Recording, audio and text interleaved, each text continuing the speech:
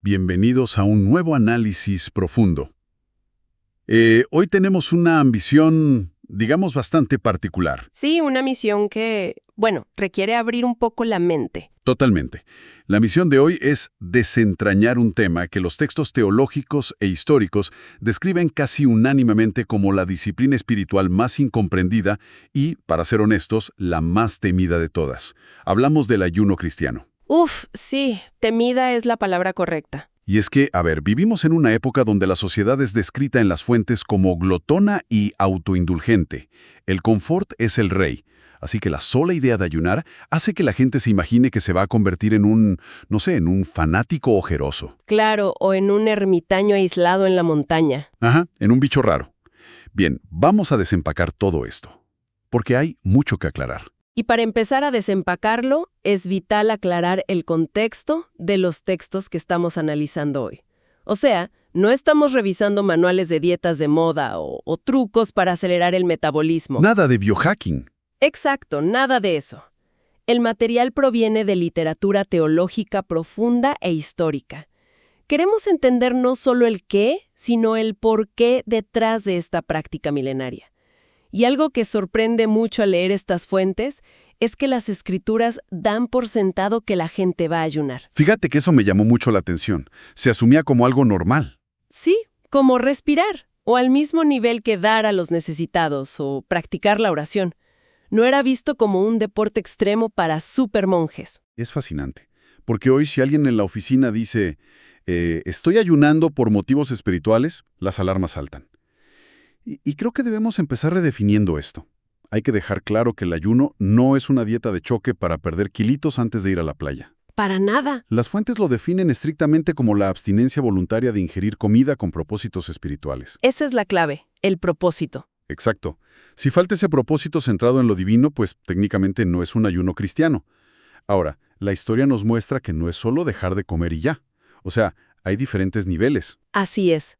Para no abrumarnos, los tratadistas desglosan esto en categorías lógicas. Empecemos con lo que se conoce como el ayuno normal. Que sería sin comida, pero con líquidos, ¿cierto? Principalmente agua. El ejemplo clásico de esto es Jesús en el desierto. Claro. Físicamente agota, pero te mantienes hidratado. Luego pasamos a algo más accesible, el ayuno parcial. O sea, una limitación en la dieta. Exactamente. El caso de referencia histórico es el de Daniel. Él era un joven cautivo en Babilonia y eligió comer solo legumbres y agua en lugar de los manjares del rey. Y también Juan el Bautista, ¿no? Con su dieta restringida en el desierto. Sí, langostas y miel silvestre. Es limitar los lujos del paladar. Bien. Y luego está la categoría que suena ya intimidante, el ayuno absoluto. Ese es severo. Significa no ingerir nada, ni comida ni bebida. Los ejemplos históricos son la reina Esther o el apóstol Pablo. Pero, y ojo aquí, el texto lanza una advertencia médica gigante. Pone en peligro el cuerpo. Totalmente. Requiere muchísima precaución. No recomiendan que exceda los 3 días por la deshidratación. Claro, el cuerpo no aguanta. Y había uno más, el sobrenatural. Exacto, porque sería fatal. Definitivamente. Ahora, leyendo las fuentes, encontré una alternativa moderna que me pareció buenísima, propuesta por Martin Lloyd Jones. La perspectiva de Lloyd Jones es muy interesante. Él sugiere que hoy en día el ayuno puede aplicarse a suspender temporalmente los medios de comunicación o los deportes, sobre todo si están ejerciendo mucha influencia en el corazón. Y tiene mucho sentido. Sí, aunque al principio pensé, esto no es suavizar el sacrificio. Pero si lo piensas, a veces apagar el teléfono genera más ansiedad que saltarse una comida. Es que Lloyd Jones rescataba el principio subyacente. El objetivo es privarse de algo lícito para centrar la atención en una realidad superior. Si el celular consume tu espacio mental, ayunar de la tecnología cumple esa función. Qué buena forma de verlo. Y hablando de intenciones, la historia del trabajador de oficina que leímos me hizo reír muchísimo, porque muestra qué pasa cuando haces esto mal. Sí, la anécdota del escritor. El tipo intentó ayunar un día solo por cumplir un mandamiento que escuchó por ahí. Se fue a la oficina y cuenta que la hora del café fue una verdadera tortura psicológica. Me imagino el olor en la sala de empleados. Totalmente. Hasta cuenta que dijo una mentirita para no salir con sus colegas a almorzar y no tener que dar explicaciones. Soportó los rugidos de su estómago toda la tarde frente al monitor, y al final del día llegó exhausto, cenó con desesperación y no experimentó ningún beneficio espiritual, solo miseria y mal humor. Lo verdaderamente fascinante aquí es la lección detrás de esa anécdota tan común. A ver, Ese relato ilustra que el ayuno sin un propósito centrado en Dios es solo una experiencia egocéntrica de fuerza de voluntad. es sufrir por sufrir. Exacto. Es como ir al gimnasio y levantar pesas con mala técnica solo para que te duele el cuerpo, pero sin ganar músculo. Sin un propósito es aguantar hambre de forma miserable. Aquí es donde se pone realmente interesante, porque si no es sufrir por sufrir, ¿cómo funciona? Los textos explican la mecánica del hambre de una forma brillante. Ajá, las punzadas del estómago. El pensamiento pasa de un simple tengo hambre a estoy ayunando por este propósito. Y eso detona la oración. Convierte la molestia física en un motor. En lugar de distraerte, te enfoca constantemente a lo largo del día. Bueno, y eso nos lleva a la gran pregunta. ¿Cuáles son esos propósitos tan importantes? Porque la lista es larga. Es larguísima, pero enfoquémonos en los ejemplos más fuertes. Uno principal es buscar la guía de Dios. Como la historia que mencionan del libro de los jueces. Sí, en el capítulo 20, hablamos de una guerra civil brutal en Israel. Habían perdido 2 batallas masivas, miles de hombres caídos. Estaban paralizados por la confusión. Y ahí es cuando cambian la estrategia. Exacto. Al tercer intento, no solo lloraron, agregaron un ayuno estricto hasta la noche. Y solo después de esa demostración de dependencia total, recibieron la victoria. Es vaciarse de la propia suficiencia. Y esto también se ve en los diarios de David Brainerd, en el siglo XVIII. Uy, esos escritos son de una intensidad abrumadora. Sí, él fue misionero, y describe sentir un sufrimiento en el alma al ayunar por su ministerio. Pero al mismo tiempo, relata una expansión inmensa de su empatía. Escribió que sentía cómo se despegaba de las preocupaciones triviales del mundo. El hambre catalizó esa claridad mental. Pero es importante notar que no todo ayuno tiene que ser una agonía interna. El capítulo 58 de Isaías nos da un propósito muy distinto: atender las necesidades de otros. Justicia social pura y dura. Exactamente. No es solo privarse para ver ese piadoso, sino tomar esos recursos ahorrados y ayudar. De ahí entra el ejemplo del pastor contemporáneo. Me encantó esa historia. Es brillante. Él usó su hora de almuerzo semanal para ayunar. Ajá. Y en lugar de quedarse en la oficina, usó ese tiempo y el dinero de esa comida para dar consejería gratuita a personas en crisis. Convirtió ese tiempo en su hora de ministerio más productiva. Su hambre se volvió el alimento emocional de alguien más. Es precioso.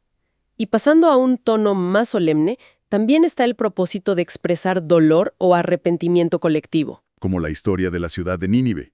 Sí, una ciudad brutal que recibe un mensaje de juicio inminente. El impacto fue tal que el rey ordenó un ayuno radical. Tan extremo que hasta los rebaños de animales tuvieron que usar ropa de luto y no comer.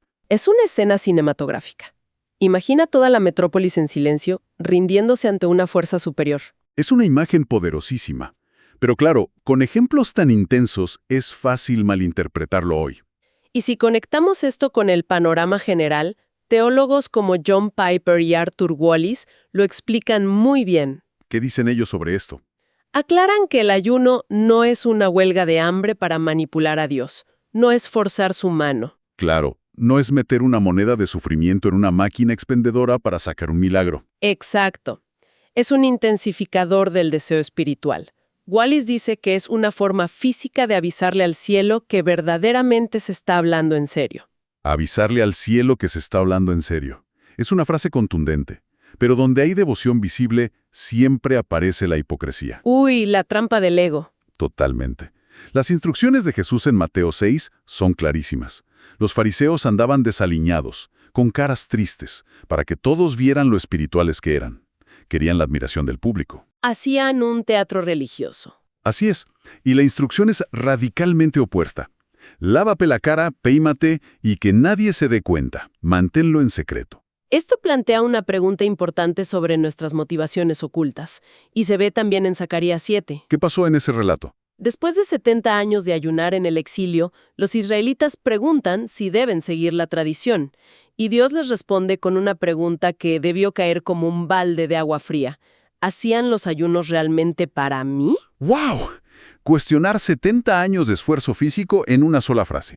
Entonces, ¿qué significa todo esto realmente? Significa que esta disciplina no se trata del cuerpo físico. Exacto. Se trata de subordinar los deseos del estómago a los del espíritu. Es reconocer que el confort no es el dueño de la voluntad. Así es. Y claro, es fundamental subrayar las advertencias médicas de los textos. Sí, sentido común. Embarazo, diabetes, migrañas. La espiritualidad no está peleada con la medicina. No hay honor en la negligencia médica. Si hay riesgo de salud, hay que aplicar prudencia o buscar alternativas como la de Lloyd Jones. Totalmente de acuerdo. Conocer todo esto transforma el ayuno, la verdad. Pasa de ser una práctica intimidante a revelarse como una herramienta dinámica. Es una invitación divina a reevaluar qué nos nutre realmente. Detiene la maquinaria del día a día. Absolutamente.